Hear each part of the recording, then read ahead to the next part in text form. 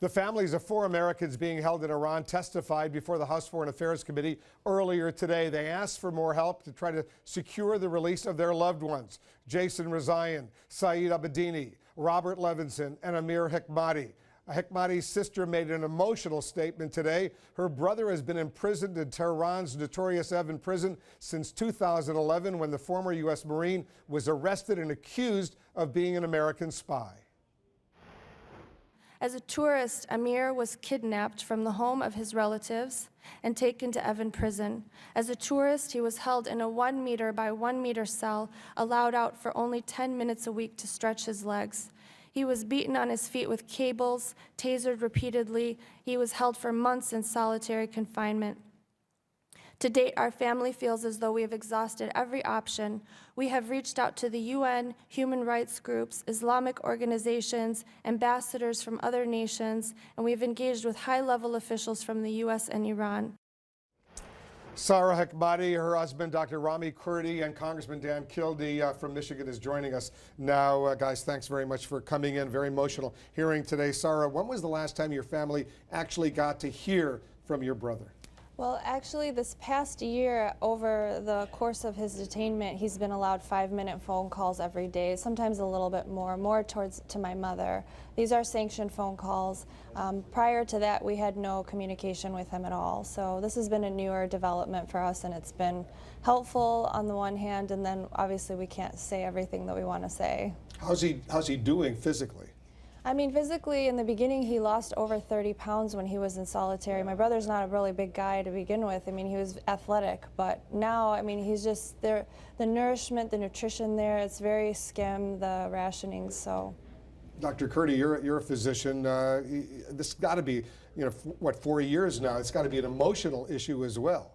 Very much so. We're very concerned about his emotional well-being, but he is very strong, gives us a lot of hope.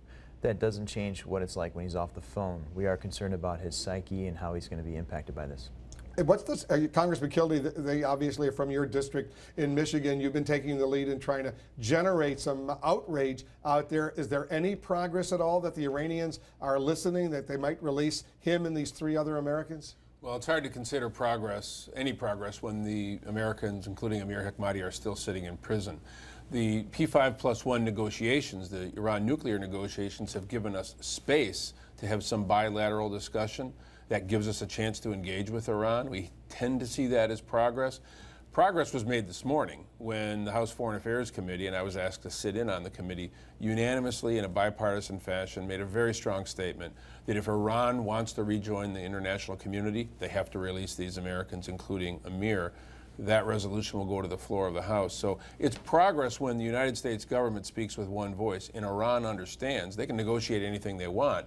They won't be welcomed into the community of nations until they stop this behavior and stop But is there political any prisoners. connection, linkage between this and the proposed nuclear deal that's on the table, supposedly going to be wrapped up by the end of this month? We have to be careful about the linkage. Linkage in the sense that the negotiations give us the opportunity for bilateral discussions, and Iran has to recognize that it's going to be very hard for Congress or anyone to see this agreement, if it is agreed to, as legitimate when they continue to hold prisoners. But we don't want to trade Iran's nuclear capabilities or concessions on economic sanctions for the freedom of a man who simply served his country in uniform and is being held in an Iranian prison because of that. Is that why they're holding him, Sarah? Because he served in the United States Marine Corps? Is that enough for them to be holding your brother all these years? I mean, that's what we're speculating, because they've dropped the espionage charges completely when they annulled the death sentence. And then they said he's cooperating with a hostile government. So his cooperation is, for us, what?